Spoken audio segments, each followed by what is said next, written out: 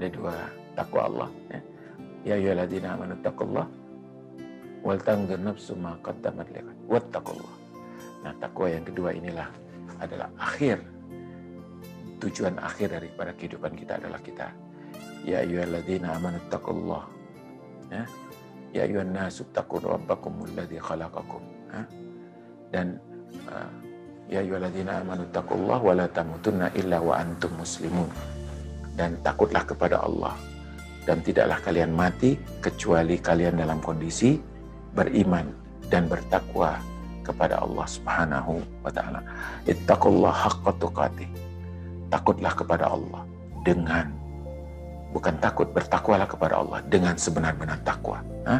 Takutlah kepada Allah, bertakwalah kepada Allah dengan sebenar-benar takwa.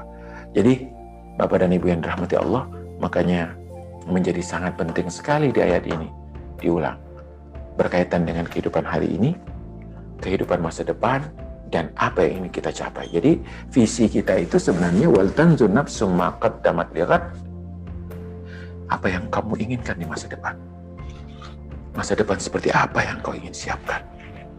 Ini kajian yang sangat menarik sekali. Jadi orang mukmin, orang yang beriman, orang yang bertakwa itu bukan hidup untuk hari ini, tapi hidupnya untuk masa depannya dalam rangka mempersiapkan masa depan. Makanya Bapak dan Ibu yang dirahmati Allah, hati-hati. Masa depan seperti apa yang kita siapkan? Perhatikan, kalau kita sebagai seorang individu, masa depan seperti apa yang kita siapkan untuk diri kita ini? Kalau kita sebagai orang tua, masa depan seperti apa yang kita siapkan untuk anak-anak kita? Kalau kita sebagai seorang pemimpin, masa depan seperti apa yang kita siapkan untuk yang kita pimpin? Kalau kita sebagai seorang guru, masa depan seperti apa yang kita siapkan untuk diri kita sebagai guru dan untuk anak didik kita yang kita didik?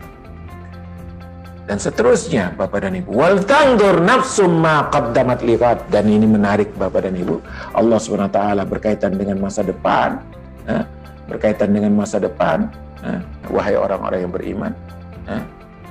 Perhatikan apa yang setiap diri kalian kerjakan untuk hari esoknya. Esok itu ada dua, Bapak dan Ibu. Esok,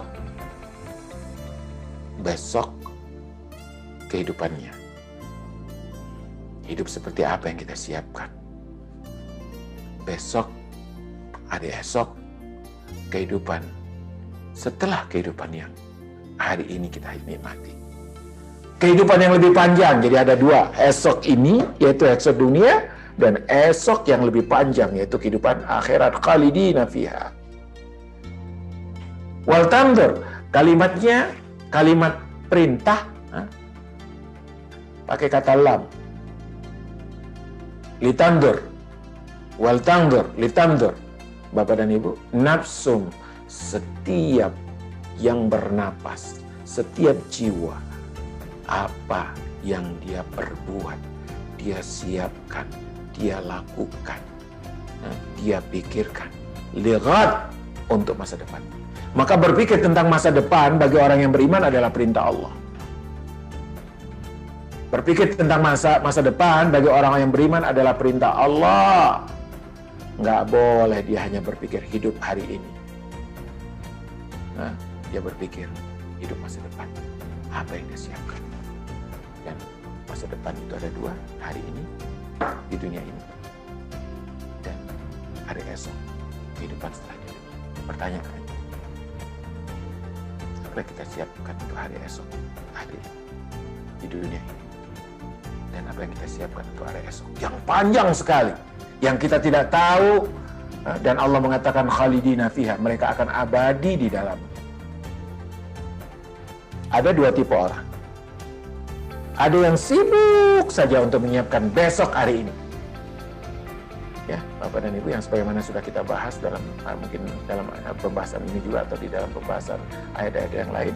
Ada orang, Bapak dan Ibu, yang dipikirkan bagi dia adalah bagaimana bisa hidup besok, punya makanan, punya duit. Besok itu apa? Besok di dunia. Makanya semua potensinya untuk cari besok dunia. Auzubillah, mudah-mudahan Allah hindari dengan tipe manusia yang dari semenjak lahir udah dipikiri oleh orang tuanya bagaimana supaya dapat hidup besok di dunia. Dari lahir, dari kecil udah dipikirin sekolahnya gimana, nanti kerja apa. Anak baru 2 tahun, 3 tahun udah dikursusin macam-macam, semuanya untuk dunianya. Kursus bahasa Inggris, kursus balet, kursus piano, kursus bahasa Cina, wah kursus. Tapi cuman esok dunianya. Seakan-akan dia akan hidup selama-lamanya di dunia ini. Padahal bisa jadi besok itu benar-benar besok. Sok mati. Makanya Allah mengatakan wal tandur nafsun, pakai kata nafas di sini jiwa, yaitu yang bernafas, karena pada satu hari nafas itu hilang. Pada satu hari nyawa itu hilang. Dan itu esok. Wal tandur, ma qaddamat lighad, apa yang engkau pilihkan, yang engkau utamakan. Jadi kata qaddama di sini Bapak dan Ibu, di sini dia maksudnya engkau perbuat. Maksudnya sebenarnya kenapa? Karena kalau sekedar berbuat, maka kalimatnya nggak mesti pakai kata qaddama, bisa kata-kata ma amilat. Lihat apa yang dia buat, apa yang dia kerjakan. Tapi kata qaddama artinya apa? Artinya engkau pilihkan yang lebih engkau dahulukan. Qaddama yuqaddimu artinya memajukan. Jadi ada beberapa pilihan, Bapak dan Ibu yang dirahmati Allah. Dari beberapa yang dipilih itu, engkau pilih salah satu. Itu namanya qaddama. Antara ngaji, les baca Quran dengan les piano. Mana yang kau dahulukan? Oh, piano, berarti itu maqaddamat. Antara baca Quran, agama dengan bahasa Inggris. Antara sholat dengan arisan, mana yang kau dahulukan? Jadi qaddama itu artinya engkau utamakan satu, engkau majukan satu, engkau mundurkan satu. Itu artinya maksudnya qaddama. Nah, di dalam kehidupan ini setiap hari kita memilih. Maka pilihan-pilihan itu yang disebut dengan apa yang engkau pilih untuk kehidupanmu besok. Ya. Ini atau ini. Untuk makanmu atau untuk investasi akhirat. Nah, maka Bapak dan Ibu yang dirahmati Allah, hati-hati. Ada hari esok dan Allah SWT menekankan kita. Pikirkan, perhatikan dengan seksama apa yang engkau pilihkan untuk hidupmu esok. Perhatikan ya, apa yang kita pilihkan. Sampah atau permata yang indah untuk kehidupan besok. Sisa-sisa atau memang persiapan yang utama. Bapak dan Ibu, hidup ini untuk esok. Hari ini proses, besok panen. Yang tidak menanam hari ini, jangan pernah berharap panen besok. Yang tidak pernah menanam untuk akhirat hari ini, jangan pernah pengen bergembira panen nanti. Maqaddamat lighad, apa yang kau pilihkan untuk hari esok? Apa yang kau utamakan untuk hari esok? Dalam kajian kita yang lalu tentang zakat, mana untuk esok? 97,5% untuk esok atau 2,5% untuk esok? 97,5% untuk hari ini, 2,5% untuk esok. Pasti orang seperti ini sedih luar biasa. Kehidupan dunianya 90% untuk dunia, 10% untuk akhirat. Pasti dia sedih. Apalagi, nauzubillah, nggak ada dia pikirkan untuk esok. Semuanya dia habiskan hari ini. Makanya Bapak dan Ibu, para pemirsa yang dirahmati Allah, wal tanzur, pakai mata kepalamu, pakai telingamu. Itu yang wal tanzur itu artinya begitu, lihat dengan seksama. dengarkan dengan seksama, lalu pikirkan dan rasakan dengan hati apa yang akan engkau pilihkan untuk hari esok. Wal tanzur nafsum ma qaddamat lighad, kita pasti memilih untuk esok. Cuman masalahnya pilihan apa? Bapak dan Ibu yang dirahmati Allah, perhatikan ini. Ada kisah. Ada seorang raja memanggil tiga menterinya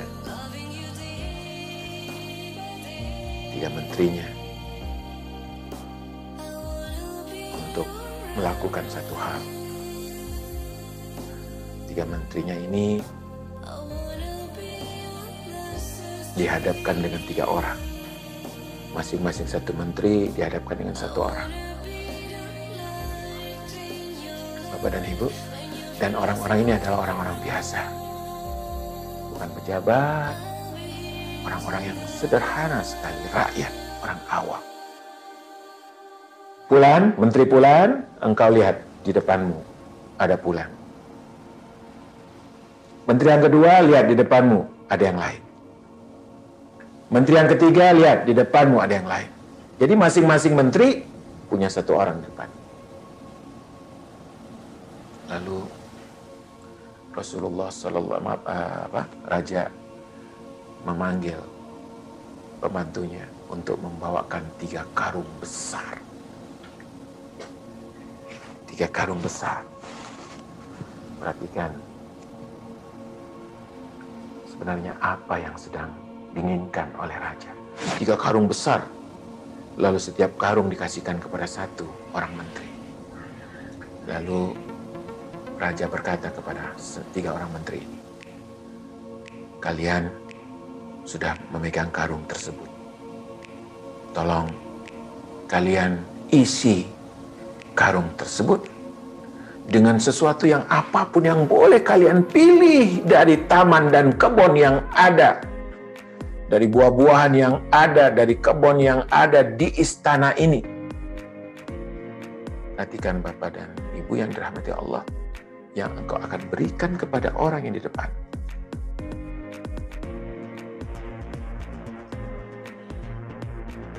Jadi masing-masing menteri megang satu karung besar, ya, besar karungnya, ya, untuk diisi dengan apapun yang bisa diberikan untuk orang yang dihadapannya.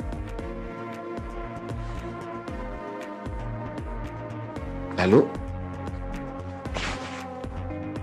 raja mengatakan, silakan ambil apapun yang bisa kalian ambil di kebun yang ada di dalam negeri ini untuk si Pulan yang ada di depan. Ya, silakan. Mulai dari sekarang, pergilah masing-masing menteri tersebut. Menteri yang pertama melihat yang di depannya adalah seorang yang sangat miskin. Menteri yang kedua juga melihatnya orang yang sangat sederhana di depan. Menteri yang ketiga pun demikian. Lalu perhatikan bagaimana mereka melihat dunia persis seperti melihat orang-orang tersebut. Ya. Menteri yang pertama mengatakan, waduh, ini orang miskin. Saya ingin sekali memilihkan kepadanya makanan-makanan yang belum pernah dia makan. Buah-buah yang paling bagus yang belum pernah dia rasakan.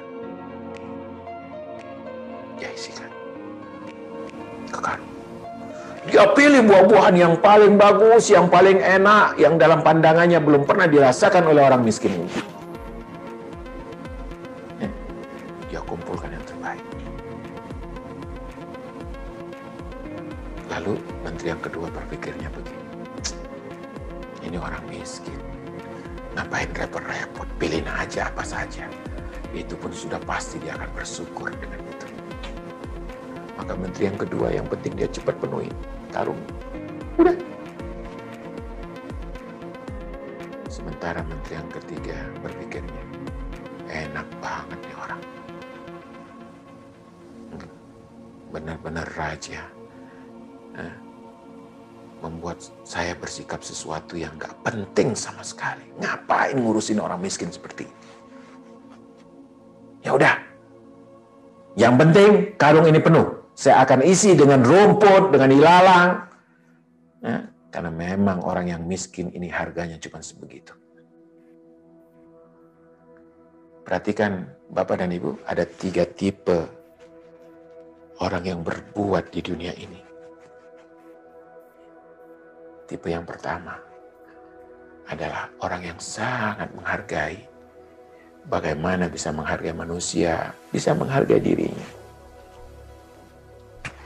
Yang kedua, yang melihatnya, yang penting cukup. Dan yang ketiga, bagaimana orang yang sangat meremehkan.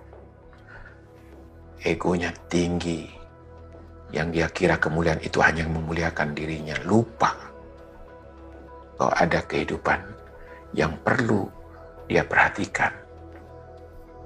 Dia hanya melihat bahwa nggak ada untungnya saya memberikan apapun kepada orang ini. Ya udah, kasih rumput aja, kasih ilalang aja. Selesai, penuh karungnya masing-masing, cukup kata raja, sudah penuh, sudah. Baik. Lalu orang-orang yang berada di depan, orang-orang miskin tadi, kata raja kepada para menteri, wahai para menteri, kalian lihat, orang itu yang berada di depan dirimu sebenarnya adalah simbol dirimu sendiri. Kalian sedang tidak berbuat untuk mereka, tapi kalian sedang berbuat untuk dirimu sendiri. Perhatikan orang-orang itu. Mereka orang-orang miskin, nggak punya apa-apa. Sebagaimana kalian juga dulu ketika ke dunia ini nggak punya apa-apa. Lalu diberi kesempatan oleh Allah, oleh Tuhan, untuk mengisi karung kehidupan. Dan karung kehidupan itulah yang akan kau nikmati setelah kehidupan ini. Baik, para pengawal, tolong masukkan 3 menteri ini masing-masing ke satu ruangan tertutup penjara. Dan jangan buka kecuali setelah 1 bulan. Bahkan dalam ayat dikatakan 3 bulan. Perhatikan Ibu, Bapak. Maka dikurunglah menteri pertama dengan karung yang diisi dengan buah-buahan yang telah dia pilih dengan buah-buahan yang ternikmat. Dan menteri yang kedua dikurung di dalam satu ruangan dengan karung yang telah dia isi buah-buahan seadanya. Dan menteri yang ketiga dikurung dengan karung yang isinya rumput dan ilalang. Itulah perumpamaan kehidupan kita. Maka ketika menteri itu menikmati apa yang dia cari, yang menikmati buah-buahan yang indah, yang dia cari buah-buah yang nikmat, yang paling nikmat, maka selama dia kurung dia makan buah-buah yang nikmat. Menteri yang kedua yang dia kumpulkan cuma buah-buahan biasa seadanya, dia nikmati. Dan bagaimana dengan menteri yang ketiga, menikmati rumput dan ilalang, 3 bulan kemudian dia mati makan rumput dan ilalang. Itulah kira-kira kehidupan akhirat kita. Apa yang kita kumpulkan untuk akhirat kita? Makanan yang nikmat, yang indah, atau secukupnya, itu kalau sempat, atau sama sekali kita tidak mempedulikan akhirat. Wal tangdur nafsum ma qaddamat lighad, dan siapkanlah kehidupan akhiratmu. Itulah perumpamaan karung itu adalah dunia. Apa yang kita akan isi, Bapak dan Ibu?